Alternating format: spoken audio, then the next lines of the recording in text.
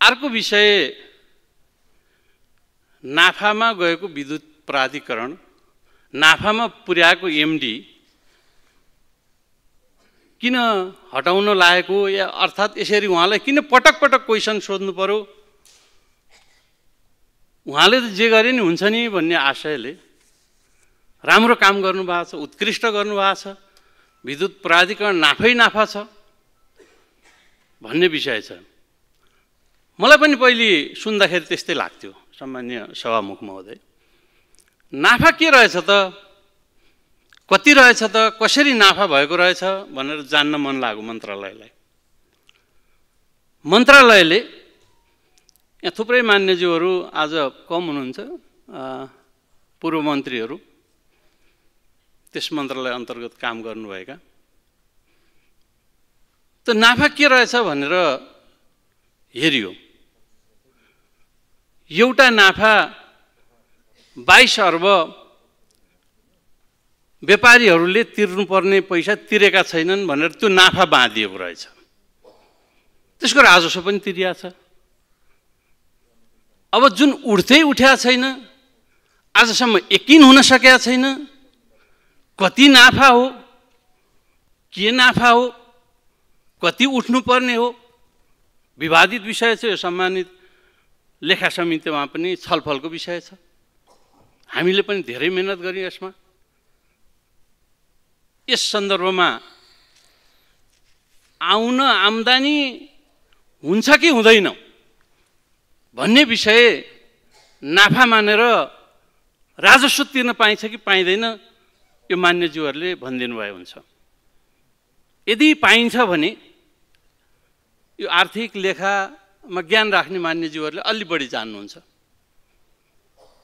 त्यो के अपराध होइन? अनि के गर्न खोजियो बोर्डमा भने प्राधिकरण नाफामा छ, यसको प्रति सेयर चाहिँ 100 रुपियाँको सेयरलाई 300 मा बिक्री गर्न पर्छ भनेर प्रस्ताव ल्याइयो। मैले भने नाफा यकिन गरौँ न, 500 मा बिक्ने हो कि यसो गरौँ, एउटा यसको नाफा नोक्सानीको डिडिए गरौँ भनेर प्रस्ताव गरे मात्रै होइन, डिडिए गर्ने निर्णय गरे। त्यो बोर्डले गर्यो। त्यो निर्णय उहाँ कार्यान्वयन गर्न मान्नुहुन्न। किन कार्यान्वयन गर्नु भएन भनेर लिखित पनि सोधियो, उहाँ जवाफ दिन मान्नुहुन्न। यो मात्रै नाफा होइन, थुप्रै आयोजना, झन्डै 25-26 वटा आयोजनाको उहाँ अध्यक्ष हुनुहुन्छ। आयोजनाहरू सञ्चालन छन्, कति निर्माण भइसकेका छन्। त यो आयोजनामा काम गर्ने मान्छेहरूले, ठेकेदारहरूले रकम प्राप्त गरेका छैनन्। कति रकम हो यकिन भएको छैन, किनभने मन्त्रालयमा रेकर्डै छैन, हेर्नै पाइँदैन। र डिडिओ गरौँ भन्दा उहाँ मान्नुहुन्न। अब नाफा हो कि होइन भन्ने विषय, नाफा हो भनेर मानिदिएर जनतालाई 300 मा सेयर बेच्दै गर्दा के हुन्छ होला प्राधिकरणको तपाईँ हाम्रो हविगत के भन्छन् होला जनताले हामीलाई? कि यो पनि मानिदिनु पर्ने?